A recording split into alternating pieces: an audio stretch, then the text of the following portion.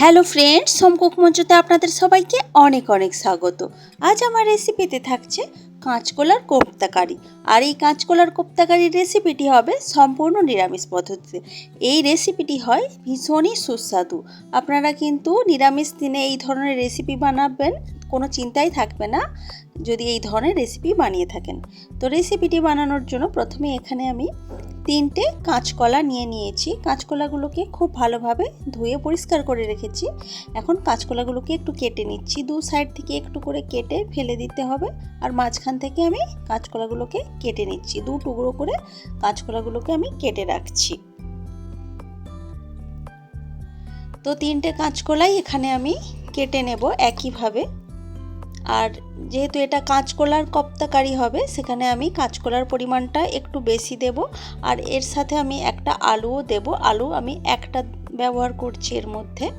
দেখুন, মাঝারি সাইজের একটা আলু এখানে নিয়েছি আর 3টে কাঁচকলা নিয়েছি। এখন আমি একটা কুকার নিয়ে নিব। এর মধ্যে সমস্ত কাঁচকলা আর আলুটাকে সেদ্ধ করে নিতে হবে। ওই একটা মতো সিটি দিলেই কিন্তু প্রয়োজন মতো সেদ্ধ হয়ে যাবে। তো এখানে আমি সামান্য নুন আর সামান্য হলুদ দিয়ে দিয়েছি। তারপর কিছুটা জল দিয়ে এখন এটাকে আমি ঢাকা দিয়ে দিচ্ছি। এরপর আমি এটাকে একটা সিটি দিয়ে সেদ্ধ করে নেব। তো এটাকে সেদ্ধ করে নেওয়ার পর যখন একটু ঠান্ডা হয়ে যাবে, আমি একটা জলটা ঝরিয়ে একটা প্লেটে নামিয়ে রেখেছি। এখন কাঁচকলার খোসাগুলোকে এইভাবে আমি ছাড়িয়ে নিচ্ছি। আর এই কাঁচকলার খোসাগুলো কিন্তু না ফেলে দেওয়ার কোনো দরকার নেই। এটা দিয়ে কিন্তু আপনারা কাঁচকলার ভর্তা, খোসার যে ভর্তা হয় সেটা কিন্তু বানিয়ে নিতে পারেন। সেটাও কিন্তু খেতে ভীষণই সুস্বাদু হয়। এরপর কাঁচকলার খোসাগুলো ছাড়িয়ে নেওয়ার পর আমি আলুর খোসাটাও ছাড়িয়ে নিচ্ছি। তো আলু আর কাঁচকলার সমস্ত খোসাগুলো তো ছাড়িয়ে নিয়েছি।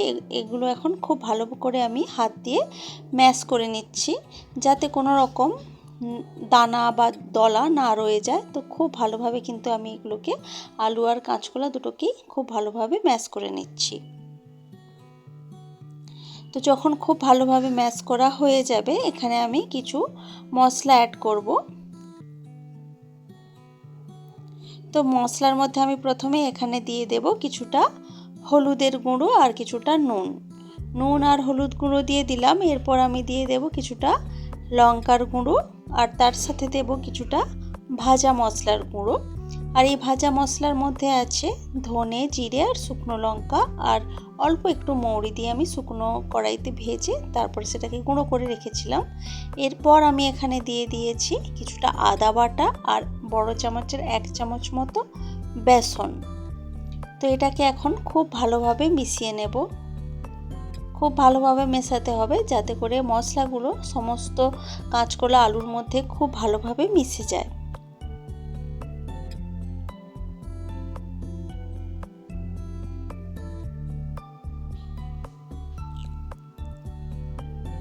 তো খুব ভালোভাবে এটাকে আমি মিশিয়ে নিলাম। এখন আমি এটা থেকে ছোট ছোট কোপ্তার শেপে গড়ে নেব। তো তার জন্য আমি হাতটা ধুয়ে একটু হাতের মধ্যে তেল লাগিয়ে নিয়েছি। তেল লাগিয়ে নেওয়ার পর ছোট ছোট করে আমি নিয়ে সেটাকে কোপ্তার আকারে গড়ে নিচ্ছি। আপনারা চাইলে একটু লম্বা করেও করতে পারেন, চাইলে একদম সার্কেল বা বলের শেপেও কিন্তু করতে পারেন। তো আমি একটু চ্যাপ্টা শেপে কোপ্তাগুলোকে গড়ে নিলাম। তো এইভাবেই আমি একটা একটা করে সমস্ত কোপ্তাগুলোকেই কিন্তু গড়ে নেব। খুব বেশি ছোটও হবে না, আবার খুব বেশি বড়ও হবে না, মাঝারি সাইজ করেই কিন্তু আমি কোপ্তাগুলো গড়ে নিচ্ছি। আর হাতের মধ্যে কিন্তু অবশ্যই একটু তেল মাখিয়ে নেবেন, তাহলে কিন্তু কোপ্তার শেপটা খুবই ভালো আসবে।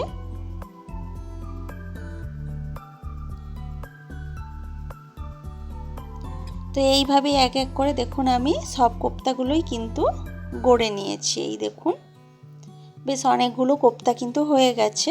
এখন এই কোপ্তাগুলোকে ভালোভাবে ভেজে নিতে হবে। তার জন্য আমি কড়াইতে কিছুটা সরষের তেল এখানে গরম করতে দিচ্ছি। তেলটা যখন বেশ ভালোভাবে গরম হয়ে যাবে, তখন আমি এক এক করে কোপ্তাগুলোকে এই গরম তেলের মধ্যে দিয়ে দেব।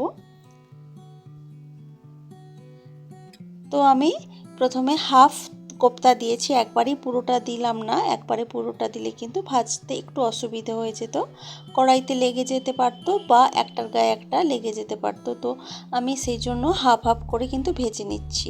তো তেলটা যদি খুব ভালোভাবে গরম হয়ে যায়, কড়াইতে কিন্তু লেগে যাওয়ার বা ভেঙে যাওয়ার ভয়টা কিন্তু থাকে না কোপ্তাগুলোর। তো কোপ্তাগুলোকে দুদিক থেকে খুব ভালোভাবে বেশ সুন্দর লালচে কালার করে কিন্তু ভেজে তুলে রাখতে হবে। তো এই কোপ্তাগুলো কিন্তু ভাজা হয়ে গেছে, আমি এগুলোকে তুলে রাখলাম। তুলে বাকি যে কোপ্তাগুলো রয়ে গেছে ওগুলো এখন আমি এর মধ্যে ভাজতে দিয়ে দিচ্ছি। তো এই কোপ্তাগুলো একদিক থেকে খুব ভালোভাবে ভাজা হয়ে গেলে আমি উল্টে দিলাম অন্য দিকটা ভেজে নেওয়ার জন্য।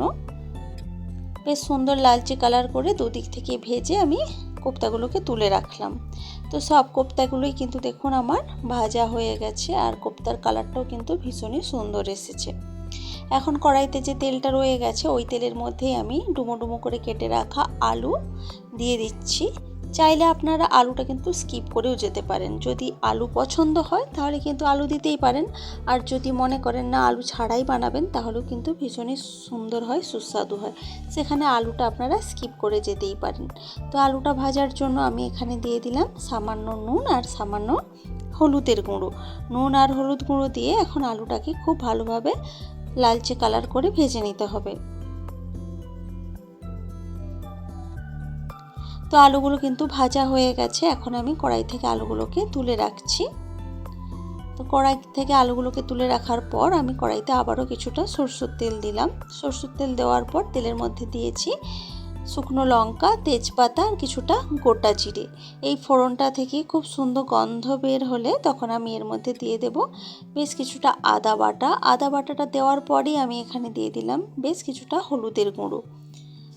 এতে করে আদা বাটাটা ছিটিয়ে আসবে না যদি আমি আদা বাটার সাথে দেওয়ার সাথে সাথেই হলুদ গুঁড়োটা দিয়ে দিই।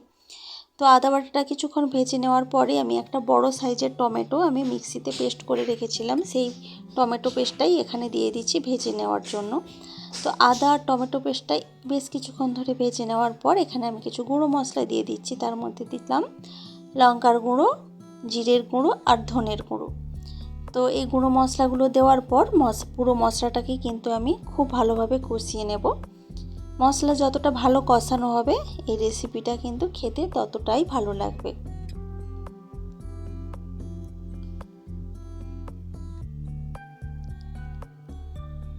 তো একদম শুকনো শুকনো করে তেল ছেড়ে আসা পর্যন্ত মশলাটাকে আমি কষিয়ে নিলাম। এরপর আমি এখানে দিয়ে দিলাম সামান্য একটু জল। অল্প অল্প করে জল দিয়ে মশলা কষালে কিন্তু মশলাটা খুব ভালো কষানো যায়। তো অল্প জল দিয়ে মশলাটাকে বেশ কিছুক্ষণ কষিয়ে নেওয়ার পর এখানে আমি দিয়ে দিচ্ছি আলু, যেগুলো আমি নুন আর হলুদ দিয়ে ভেজে রেখেছিলাম সেই আলুগুলোই এখন এই মশলাটার সাথে কিছুক্ষণ কষিয়ে নেব।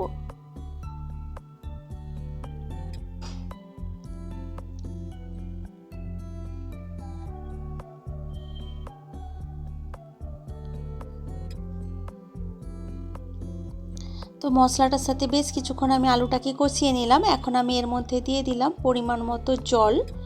আলুটা আমি ভেজে রেখেছি, সেদ্ধ হতে লাগবে। তো আর তাছাড়া কোপ্তাও দেওয়ার পর কিন্তু অনেকটা জল টেনে নেয়, সেই জন্য জলের পরিমাণটা একটু বেশি দিয়েছি। তার মধ্যে দিলাম স্বাদ মতো নুন। এখন ঢাকা দিয়ে রেখে দিলাম আলুটাকে ঠিকঠাকভাবে সেদ্ধ করে নেওয়ার জন্য। গ্যাসের আঁচটা আমি কিন্তু একদম লোতে করে রেখেছিলাম। 3 থেকে 4 মিনিট খুব ভালোভাবে ফুটতে দিয়েছি। 3 থেকে 4 মিনিট মতো পর ঢাকা খুলে আমি একটু চেক করে নিচ্ছি আলুটা। তো আলুটা কিন্তু সুসেদ্ধ হয়ে গেছে। এখন আমি আগে থেকে ভেজে রাখা কোপ্তাগুলো, কাঁচকলার যে কোপ্তাগুলো ভেজে রেখেছিলাম ওগুলোই আমি এই ঝোলটার মধ্যে দিয়ে দিলাম। এখন এটাকে খুব ভালোভাবে ফুটিয়ে নিতে হবে।